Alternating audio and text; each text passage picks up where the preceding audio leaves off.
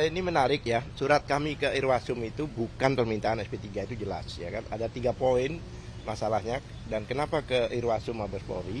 Karena kami itu meminta pada 2 institusi. Dalam hal ini bukan institusi ya, dua unit ya.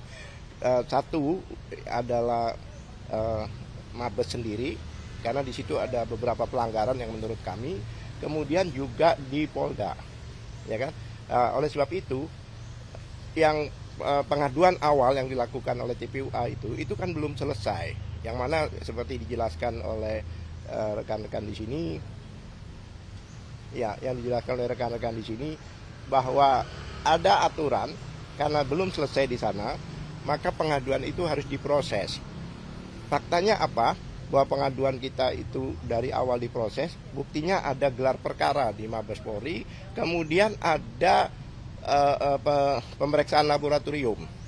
Nah, karena pada waktu dasarnya pemeriksaan waktu itu laboratorium itu dikatakan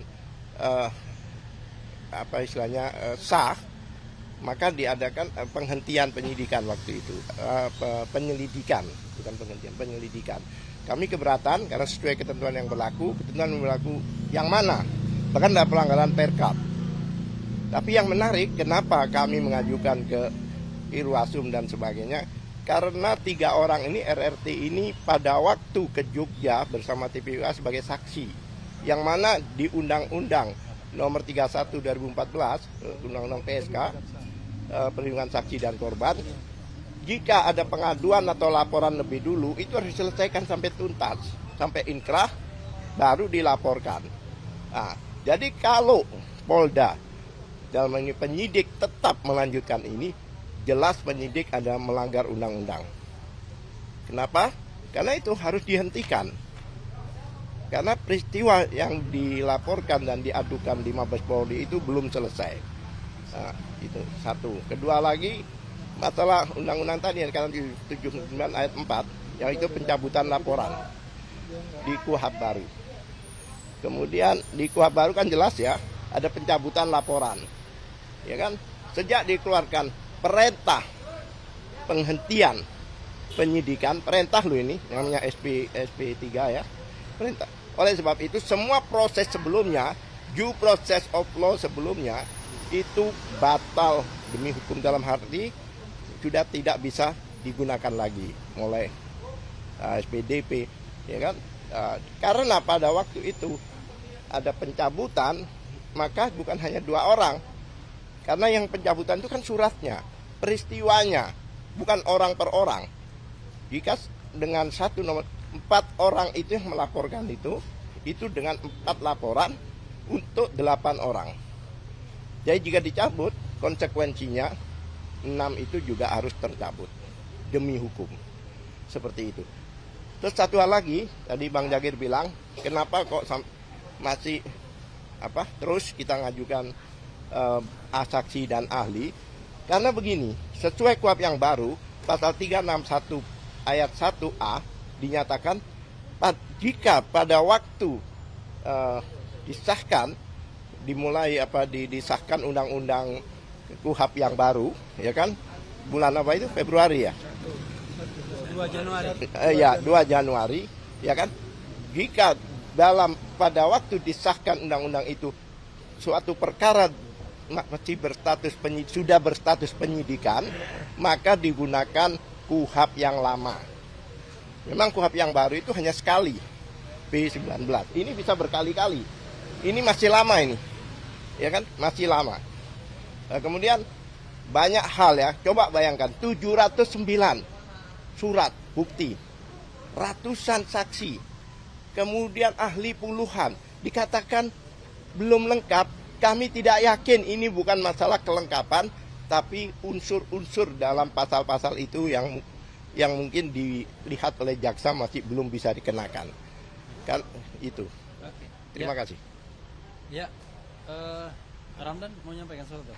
Mungkin update terserah. Oke. Saya pikir. Oke, saya ngupdate dulu sebentar ya. Gini, seperti kawan-kawan ketahui, ada permohonan kita ke Mahkamah Konstitusi ya, MK. Itu permohonan itu sudah masuk pada perbaikan permohonan dan nanti kami berharap akan ada pemeriksaan persidangan. Nah, dalam pemeriksaan persidangan itulah nanti akan ada pemerintah, DPR, dan kemudian ada juga mudah-mudahan ahli dan saksi kami nanti bisa diminta dihadirkan.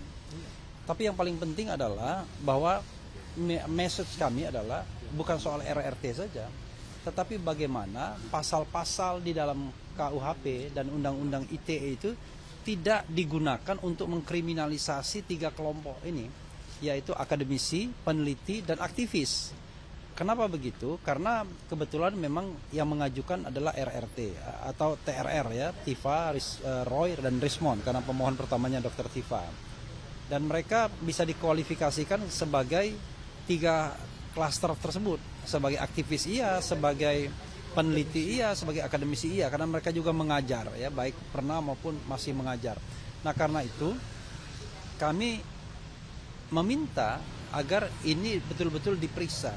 Coba bayangkan, seperti saya misalnya ngomong di rakyat bersuara, diundang sebagai narasumber, tiba-tiba diadukan, disomasi dan lain sebagainya. Kan menurut saya orang-orang seperti itu justru akan merusak demokrasi kita, karena demokrasi itu adalah kesediaan untuk berbeda pendapat.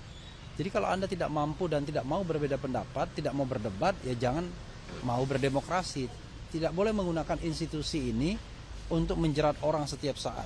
Nah, itulah sebabnya kami maju ke Mahkamah Konstitusi agar kemudian pasal-pasal itu diinvalidasi, ditumpulkan, dilumpuhkan, agar tidak digunakan lagi untuk menjerat para akademisi, para peneliti dan para aktivis, ya, baik itu dalam KUHP yang lama yang masih mungkin dipakai dengan azas lex favorio, kemudian bisa juga KUHP yang baru dan kemudian juga Undang-Undang ITE. Nah, terakhir saya ingin tambahkan bahwa klien kami RRT, Roy, Rismond, dan Dr. Tifa itu sudah diperiksa sebagai ahli di Pengadilan Negeri Surakarta di Citizen Lawsuit, dan itu diterima.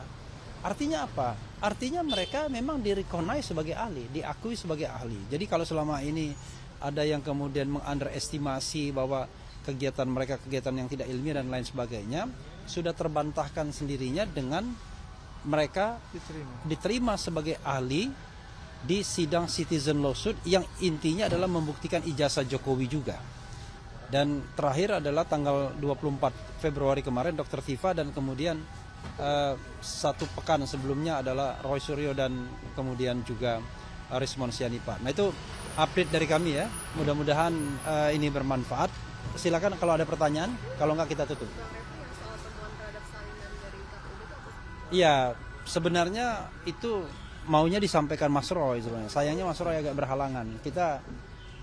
Dr. Tifa juga banyak menemukan itu juga sebenarnya. Tapi yang jelas begini, secara umum ya, kalau kita lihat antara satu salinan dan salinan lainnya itu ada beberapa masalah kan.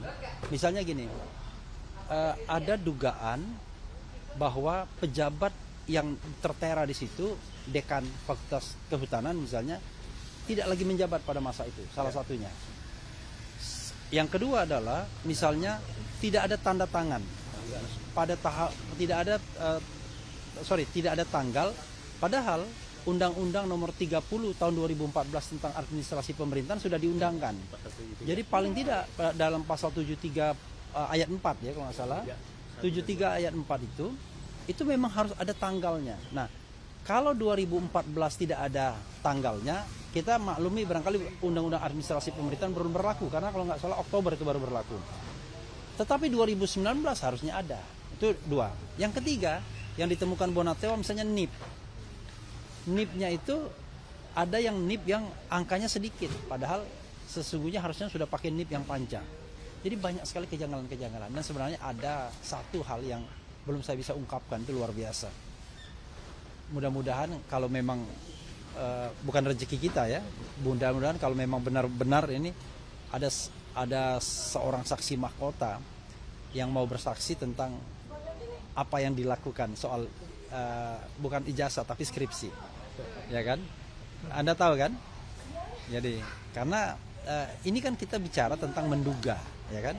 Karena menduga itulah kemudian kita mengatakan belum ada kebenaran absolutnya. Tetapi Misalnya kita mengatakan dugaan ijazahnya palsu, dugaan bahwa skripsinya itu dibuat bukan skripsi yang bersangkutan. Itu kan sudah menjadi bagian wacana kita, wacana RRT kan. Begitu. Apalagi? Cukup ya? Oke.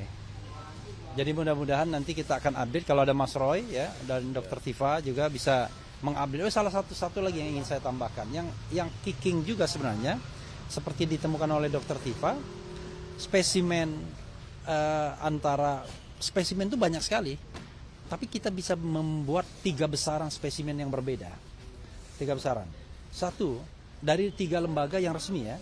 Satu spesimen yang dikeluarkan oleh Dirtipidum Bareskrim Mabespori pada tanggal 22 Mei ketika Brigjen Juhandani melakukan press conference, kita melihat bahwa yang dikeluarkan itu adalah ijazah yang ada garis tengahnya itu ya, yang ada seperti belahan gitu, lipatan.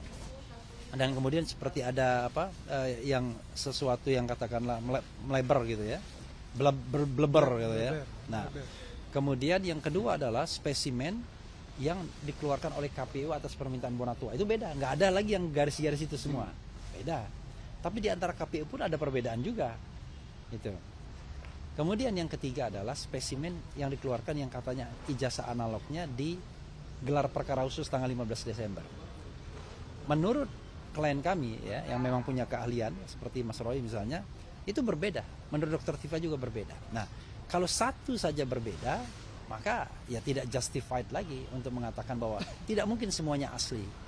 Pasti ada yang palsu atau semuanya palsu. Nah, ini adalah taraf dugaan. Ketika kita melakukan pembelaan seperti ini, kalau ada yang mengadukan dia nggak paham tentang bagaimana tugas advokat, bagaimana kemudian yang kita kritik adalah lembaga bukan perseorangan dan lain sebagainya. Itu saja, makasih ya. Mudah-mudahan bermanfaat. Wassalamualaikum warahmatullahi wabarakatuh. Ramdan mungkin dikit. Enggak, Hah? cukup. Cukup. Dikit boleh? Ya. Jadi kalau yang kedatangan hari ini ke Polda itu dalam rangka Sebenarnya ada wajib lapor. Ada wajib lapor. Karena mestinya kan wajib lapor kan Kamis, tapi karena berhalangan Kamis jadi Jumat.